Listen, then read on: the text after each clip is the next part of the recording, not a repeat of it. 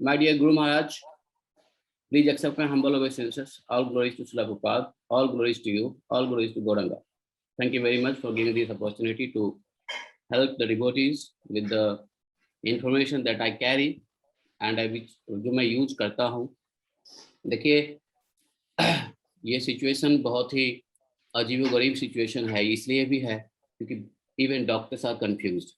तो जो भी चिकित्सक अपने अपने फील्ड के हैं, सब इससे लड़ने के लिए अपनी एक्सपर्टीज का प्रयोग कर रहे हैं और बहुतों को अपने अपने फील्ड में भी सक्सेस भी मिल रहा है. बहुत बहुत धन्यवाद सबको जो कुछ भी इस पैंडेमिक में ट्राई कर रहे हैं. लेकिन जो हमारा अप्रोच है वो नेचर की ओर अप्रोच है एंड योगा है. तो सभी पैथी अपने अपने जगह पे सही हैं, सब डिपेंड करता है कि आप कैसे इसको लेते हैं. तो मैं अपने पक्ष को रखूंगा यहाँ पर. और तो सबसे पहले मैं शुरुआत से ये कहना चाहता हूँ कि जहाँ तक मेरा नॉलेज है वायरल्स और ये क्या बोलते हैं आपका माइक्रोबायोलॉजी का, उसमें तो एक बात जान लीजिए कि यह कोई साधारण वायरस और माइक्रोब्स नहीं है. क्योंकि अगर ऐसा होता तो एक माइक जो होता है वो पूरे विश्व में हर क्लाइमेट्स में नहीं होता है. जहाँ माइक्रोबायोलॉजिस्ट यहाँ कोई बैठे हैं, डॉक्टर्स बैठे हैं, उनको मालूम है.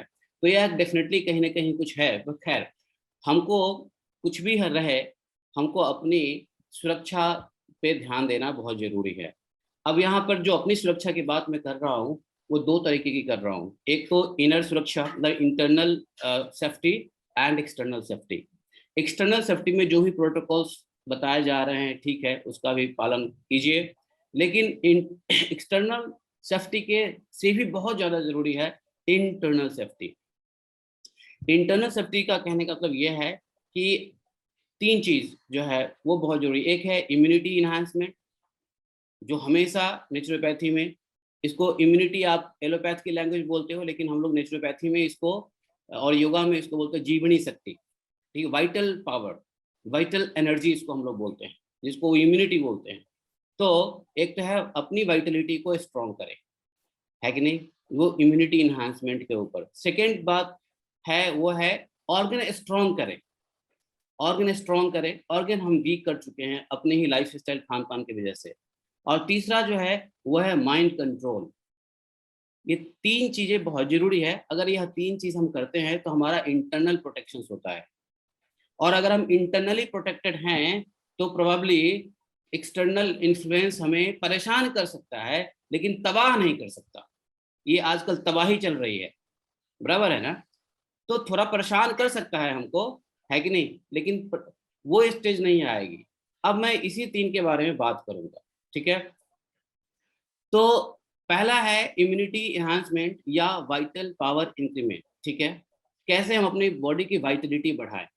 और एक बात बताऊं, ये मैं सिर्फ बोल ही नहीं रहा हूं, यह मैंने अपने पे किया भी है. और world wide there are more than thousands devotees and non-devotees since last year till this year have been cured and उनको लाभ मिल रहा है और बड़े आराम से, बिना कोई घबराहट के. तो इम्यूनिटी में क्या कर सकते हैं, देखो जो हमारी वाइटलिटी है वह चार चीज़ों से इफेक्ट होता है और इसी चार चीज़ को ठीक कर देंगे तो हमारी वाइटलिटी बन जाएगा. उसको एक क्वाड्रेंट्स में ले लो.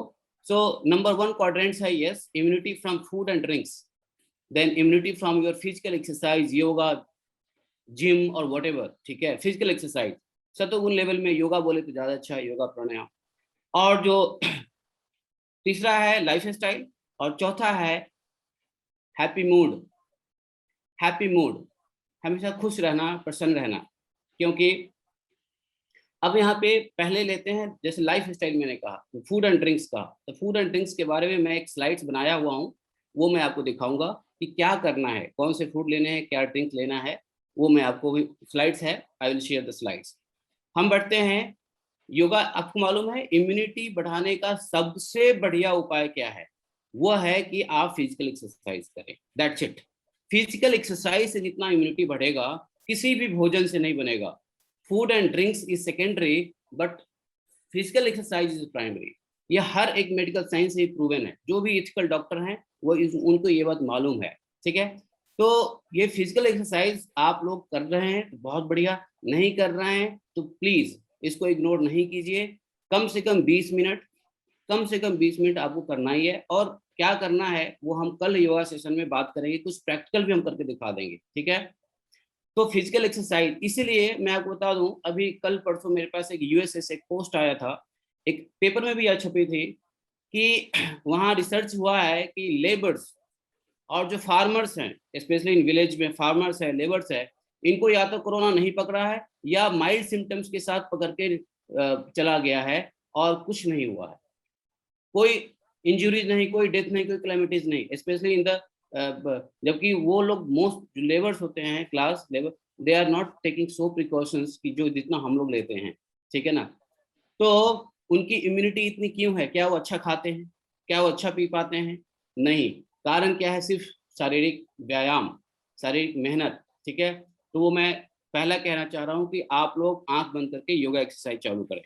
दूसरा है थोड़े से लाइफ स्टाइल। लाइफ स्टाइल बहुत जरूरी है। क्या लाइफ स्टाइल जरूरी है? पहला लाइफ स्टाइल जरूरी है कि अर्ली स्लीप, आजकल ही नहीं हमेशा से, जल्दी सोना, मतलब 8 बजे 9 बजे सोना, मैक्सिमम 9 PM सोना, और मॉर्निंग 3 और 3:30 और 4 o'clock उठना बहुत अच्छी हैबिट है। ये हमारे इम्यूनिटी को भी, क्योंकि गुड स्लीप तभी होता है जब हम नंबर ऑफ PM में सोएंगे। 3 PM 9 PM टू 3 AM अगर हम सोते हैं तो हमारे, हम कितने घंटे सो लिए? 8.5 घंटा सो लिया हमने। As per Ayurveda, number of hours you are sleeping in PM, you are getting double credit. So 9 to 12 is 6 hours, and 12 to 3 or 4 PM is just half, like 1.5 or 2 hours. So, or sleep after exercise, the sleep is the one who keeps your vitality up, immunity up. अगर sleep आपका disturb हो गया, आपकी immunity weak हो जाएगी। वैसे ही आप देखो ना, एक रात मत सो, देखो अगले दिन क्या होता है, आप काम करने लायक नहीं रहोगे। और दूसरे रात नहीं सोओगे तो तीसरे दिन तो पागल ही हो जाओगे फॉर श्योर, है कि नहीं। तो ये जो स्लीप मैनेजमेंट है वो लाइफ स्टाइल में, गैजेट्स को छोड़िए, रात को 9 बजे तक सोने की कोशिश कीजिए, any by hook and crook, क्योंकि यह समय आपत्ति का समय है और हमें इसमें कुछ एक्स्ट्रा एक्सलरेट करके हमें अपने प्रोटेक्शन को ध्यान देना है। और लाइफ स्टाइल में क्या है? लाइफ स्टाइल में ऑफ कोर्स योगा प्राणायाम सब लाइफ स्टाइल में ही आता है, फूड और टोटल लाइफ स्टाइल में आता है, लेकिन ये जो लाइफ स्टाइल जो मैंने कहा बहुत जरूरी है, क्योंकि जल्दी सोने से हमारा लीवर अच्छे से काम कर पाता है। लीवर का फंक्शन का टाइम है 8 PM टू 11 AM, इसी बीच में लीवर अपना काम करता रहता है, उसके बाद स्प्लीन और बाकी ऑर्गन्स अपना काम करते हैं। खैर बहुत डिटेल तो मैं नहीं बता पाऊंगा, इसके लिए हमारे पास नेचुरोपैथी का बड़ा सिस्टमेटिक साइंटिफिक कोर्स है जो डॉक्टर्स लोग भी करते हैं इंटरनेशनली, अगर आप चाहो तो उसको ज्वाइन कर सकते हो। तो अब आगे मैं बता दूं कि नेक्स्ट हमारा जो है इम्यूनिटी के अंदर में है कि हैप्पी मूड। हैप्पी मूड से हम हमेशा हैप्पी मूड रहे, और हैप्पी मूड करने के लिए हमारे पास बहुत साधन है। भक्तों के लिए तो एटलीस्ट बहुत साधन है, जो भक्त नहीं है उनके लिए हैप्पी मूड रखने के लिए एक है कि न्यूज को कम करें, डेथ का जो रेशियो है उसको कम देखें, डेथ का जो आंकड़े हैं कम देखें। ये मृत्यु रोग है, मृत्यु और जन्म होता ही रहता है। पहले और अभी में अंतर है कि ये आंकड़े दिखाए जाते हैं, पहले आंकड़े नहीं दिखाए जाते थे। तो ये जो मृत्यु और गम जो है, इसको भगवान ने भुलाने के लिए हमें एक टेक्निक दिया है, भूलने जैसी, फॉरगेटफुलनेस। और इसको हम लोग मीडिया के थ्रू और ये डाटा के थ्रू इसको हम याद करते हैं, तो डेफिनेटली कहीं ना कहीं एक बनता है। तो हैप्पी मूड के लिए न्यूज से दूर रहें बिल्कुल, और न्यूज भी जरूरी भी है तो हेडलाइंस देख के खत्म करें। और क्या करें, आप अच्छे बुक्स पढ़ें, भगवान की लीलाओं की भरी बुक्स पढ़े, प्रभुपाद की लीलाओं की बुक्स पढ़े, गुरु महाराज की लीलाओं की बुक्स पढ़े, है कि नहीं। उससे आप जो है ना, आपको एक हैप्पी मूड रहे। देखिए आप प्रैक्टिस करें और बिल्कुल ध्यान नहीं दें कि दुनिया में कितने लोग मर रहे हैं, दुनिया में कितने लोग बीमार पड़ रहे हैं। आप अपना केयर करें, अपनी फैमिली का केयर करें, सब करने लग जाए, अपने आप सब ठीक होने लग जाएगा। तो मूड को हैप्पी करने का साइंटिफिक लॉजिक क्या बता रहा हूँ, हमारी जो क्या बोलते हैं उसको, सॉरी पद्माली प्रभु, मैं थोड़ा सा फास्ट हो रहा हूँ क्योंकि टाइम बहुत कम दिया है आपने और हमको बताना थोड़ा ज्यादा था, मैं बहुत शॉर्ट कर रहा हूँ। नो इसलिए प्रॉब्लम, मैंने नो प्रॉब्लम। बीच में मैंने इसलिए बोला कि ये सिस्टमेटिक साइंटिफिक नॉलेज के लिए आप कोर्स ज्वाइन कर सकते हो। तो मैं ये कह रहा था, जब हमारा मूड हैप्पी नहीं होता है, हम सैड होते हैं, किसी तरीके से डिप्रेस होते हैं, तो होता क्या है, हमारे जो किडनी है ना, किडनी के ऊपर में एक ग्लैंड्स है, उसका नाम है एड्रिनल ग्लैंड्स। एड्रिनल ग्लैंड से बहुत सारे केमिकल्स निकलते हैं जिसको बोलते हैं हार्मोन्स। हमारे शरीर में जो केमिकल बनते हैं उसको हार्मोन्स कहते हैं। और उसके अंदर एक हार्मोन्स है, उसका नाम है कार्टिसोल। ये कार्टिसोल हार्मोन्स जो जितना बनने लग जाता है ना, तो क्या करता है मालूम है, वो आपकी इम्यूनिटी पावर को खत्म कर देगा। और वो एक तरीके से विष है, आउट ऑफ फियर वो एक्टिवेट हो जाता है और एक पर्टिकुलर अमाउंट से ज्यादा बढ़ाने लग जाएगा, फियर में, डिप्रेशन में, ठीक है ना। अगर आपने कुछ गलत काम कर दिया, पकड़े गए हैं, या ऐसा कुछ भी भय आता है, तो भय के कारण वो अपना कार्टिसोल का प्रोडक्शन बढ़ जाता है। साथ में बहुत सारे केमिकल्स होते हैं, वो केमिकल्स एड्रीनल ग्लैंड से जो केमिकल्स निकलते हैं ना, वो आपके शरीर का बहुत सारी चीज अनकंट्रोल कर देगा, जैसे शुगर।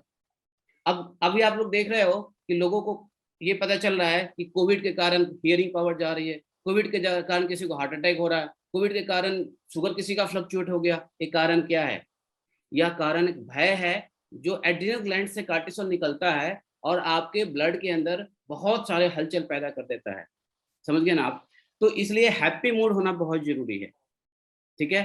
तो इसको आप देखिए, चूंकि इम्यूनिटी में हैप्पी मूड होना बहुत जरूरी है। फूड एंड ड्रिंक्स के बारे में मैं आपको बताऊंगा। अब मैं नेक्स्ट टॉपिक पे आता हूँ। इम्यूनिटी के बाद ऑर्गन स्ट्रॉन्ग रखिए, हमेशा ऑर्गन स्ट्रॉन्ग रखिए। हमने अपने ऑर्गन को वीक कर लिया है, एक एयर कंडीशन लाइफ स्टाइल में। दूसरा, लैक ऑफ एक्सरसाइज। तीसरा, lack of proper sleeping and waking up pattern, है ना। और फिर आप देख ही रहे हैं, कहने की जरूरत नहीं है ज्यादा इसमें। लेकिन ऑर्गन को स्ट्रॉन्ग करने के लिए क्या करना चाहिए, मैं कुछ बातें बता देता हूँ। जैसे अभी कौन सी ऑर्गन को स्ट्रॉन्ग करना है? लंग्स को स्ट्रॉन्ग करना है।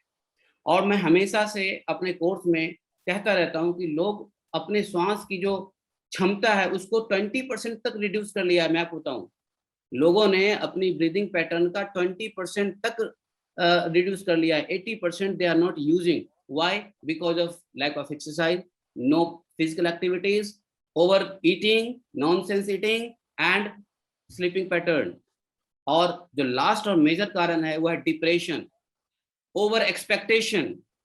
इस सब से क्या है ना, लोग बहुत ज्यादा इमोशनली सप्रेस होते हैं। और जब इमोशनली सप्रेस होते हैं because of social political issues की वजह से, अपने फैमिली इश्यूज की वजह से, तो जब आप देखिएगा, जब आप खो जाते हैं तो आपकी सांस रुक जाती है, श्वास धीरे धीरे चलता है। होता क्या है, माइंड आपका श्वास से। तो हम गुरु महाराज से भी कई बार योगा सेशन में शेयर करते रहते थे ये सब। तो यहाँ पर जो है, यह बहुत जरूरी है कि हमें अपने ऑर्गन्स को स्ट्रॉन्ग करें। ऑर्गन्स में लंग्स एक्सरसाइज बहुत जरूरी है करना। लंग्स की एक्सरसाइज आप जरूर करें, वो मैं कल बताऊंगा योगा में। दूसरी चीज बताऊं, आप याद कीजिए, पहले ऐसा होता था, नाक में नहाते वक्त नाक में रोज थोड़ा सा ऑयल लगा लीजिए। Mustard oil is sufficient and best, ठीक है। अगर आपका नाक ऑयलिएटेड रहेगा तो कभी भी वायरस आपके नाक में जाने के बावजूद भी वो सर्वाइव नहीं करेगा। जो वायरस जाता है और साइनस के अंदर में जाके वो सतह पे जगह बना लेता है, और वहां अगर ड्राइनेस क्रिएट हो गया तो वो वहां से फिर अंदर अपना जगह बनाता है, ठीक है ना। तो यहाँ पर हमें नाक में, आपको याद होगा पुराने जमाने के लोग नहाने से पहले ऑयल लेते थे और नाक में लगाते थे, नाभि में लगाते थे, कान में लगाते थे। ये जितने भी हमारे ओरिफिसेस, जो ऑर्गन ओपन है, उसमें ओलिएट करते थे। इसमें बहुत बड़ा साइंस है, बहुत बड़ा लॉजिक है, जो वो नहीं एक्सप्लेन कर पा रहे हो कहीं ना कहीं, लेकिन ऐसा होता था। तो अपने नाक को हमेशा ड्राई नहीं रहने दे। देखो, प्रोटोकॉल है मास्क लगाने का, आप लगाइए, मैं नहीं कहता मास्क आप हटा दीजिए, बिल्कुल भी नहीं कहता मैं, डोंट टेक इट रॉन्ग। लेकिन मास्क से भी ज्यादा प्रोटेक्शन है कि अपने नाक को ओलिएट रहे। मास्क से उल्टा मैं, मेरा साइंस जहां तक कहता है, मास्क से सिर्फ आपको धूल और स्मोक से आप बच सकते हो थोड़ा बहुत, लेकिन वायरस से, माइक्रोब से मास्क कभी नहीं बचा सकता। देयर इज नो एविडेंस कि मास्क जो है ना, हाँ ड्रॉपलेट से बचाएगा। कहीं अगर ड्रॉप्स है, कहीं अगर हवा में जो है नमी है, यस उसको सक कर लेगा। ड्रॉपलेट्स किसी के मुंह से निकल रहा है उसको सक कर लेगा। लेकिन वायरस अगर कहीं हवा में है तो डेफिनेटली मास्क प्रोटेक्ट नहीं कर सकता है इवन, क्योंकि वो इतना सूक्ष्म है कि मास्क के बीच से निकल जाएगा वो, ठीक है। मैं पिछले साल के वीडियो में पहली बार कोविड के ऊपर निकाला था, मैंने ये कहा था कि यह हवा में ही है वायरस, वायरस था, है और रहेगा। आज डॉक्टर लोग भी कह रहे हैं this is aerosol, this is aerosol. ये एरोसॉल कब नहीं था? कोई वायरोलॉजी पढ़ के दिखाए। तो कहने का मतलब ये है कि अपने लंग्स को स्ट्रांग रखिए, मैं कटिंग शॉर्ट बता रहा हूँ। और माइंड कंट्रोल की बात मैंने बता दिया। लंग्स स्ट्रांग करने के लिए हम लंग्स डिटॉक्सिफिकेशन एक्सरसाइज करेंगे। और लंग्स स्ट्रॉन्ग करेंगे तो डेफिनेटली हमारी जो आज की रेटिव पाल्मोनरी या जो ऑक्सीजन का जो गैसेस एक्सचेंज है वो प्रॉपर होता रहेगा। साथ में यह वायरस क्या करेगा, आपके लंग्स की सतह पे जाके क्या करता है, वायरस हमारे शरीर के अंदर में छोटे छोटे एल्वियोली है, कंचे टाइप का छोटा छोटा एक बॉल टाइप का एक ऑर्गेन है, उसका नाम है एल्वियोली।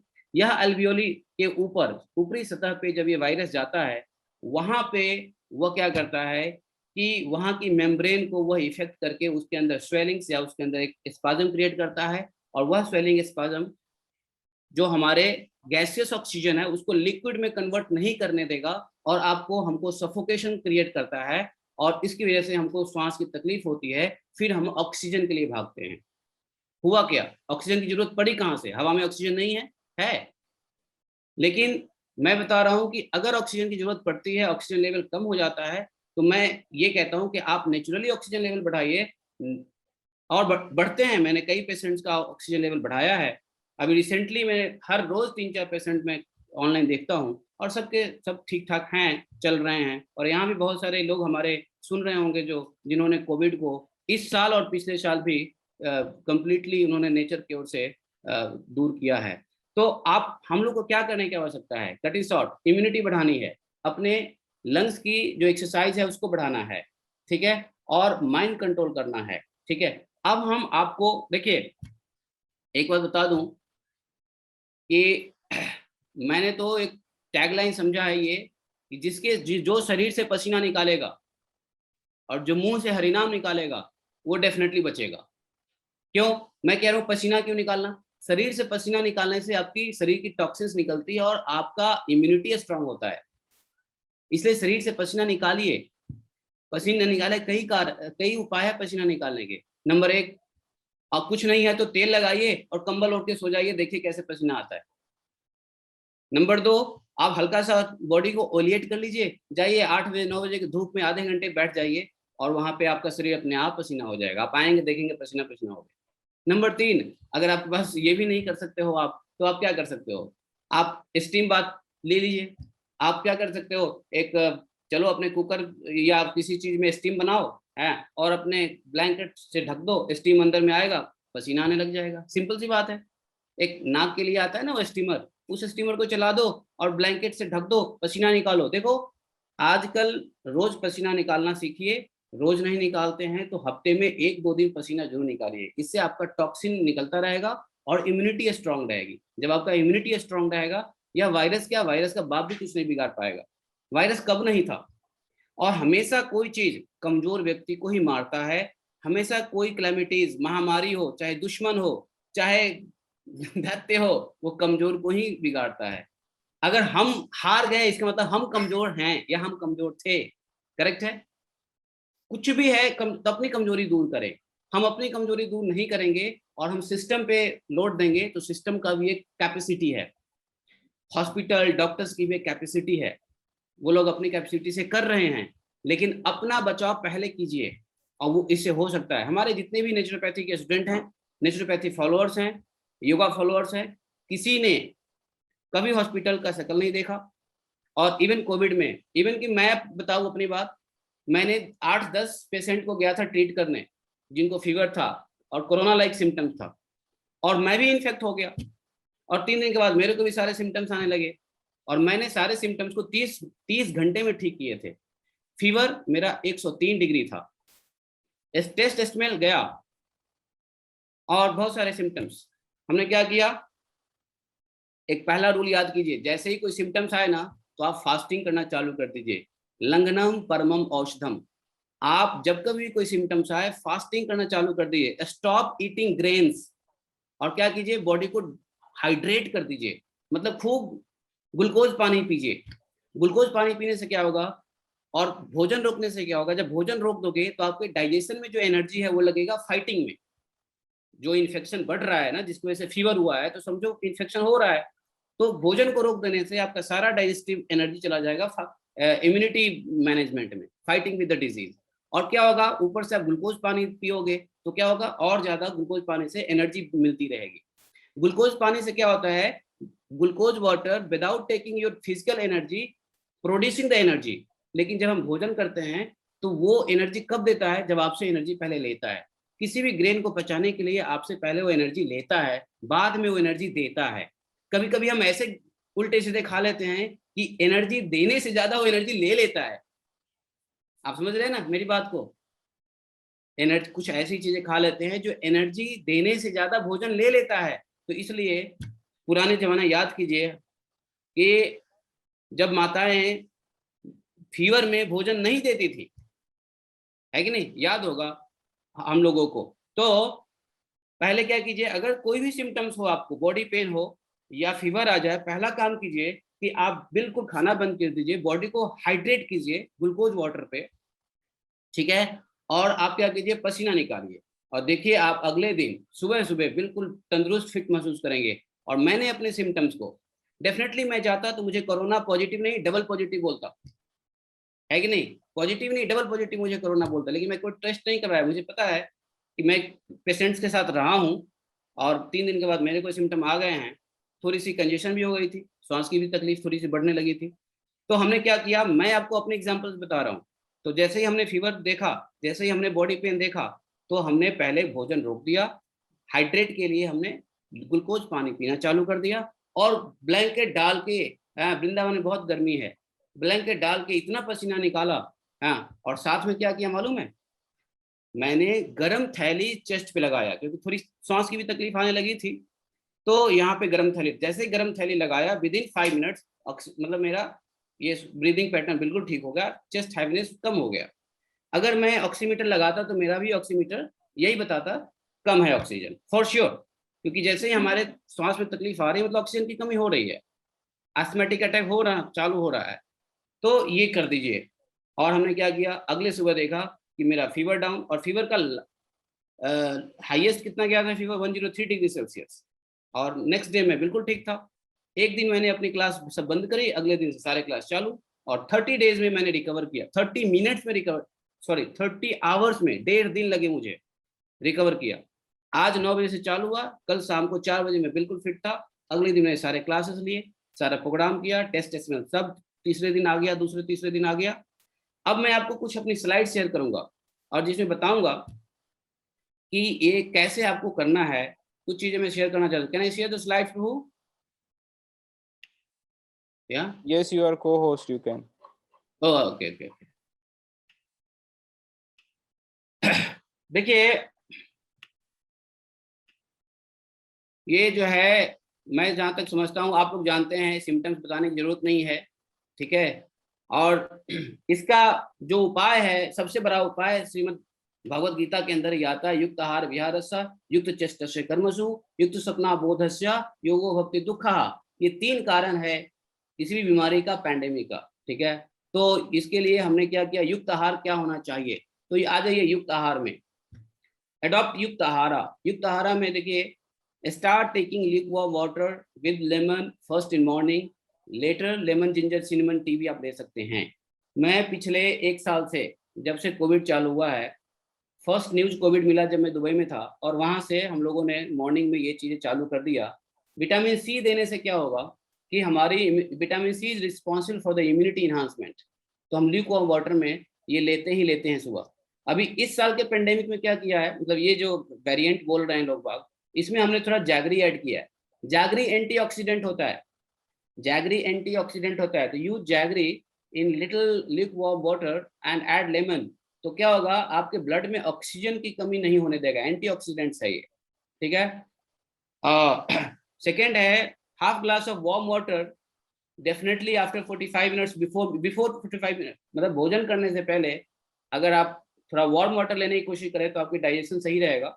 और उससे क्या होगा कि डाइजेशन के लिए ज़्यादा एनर्जी नहीं जाएगा।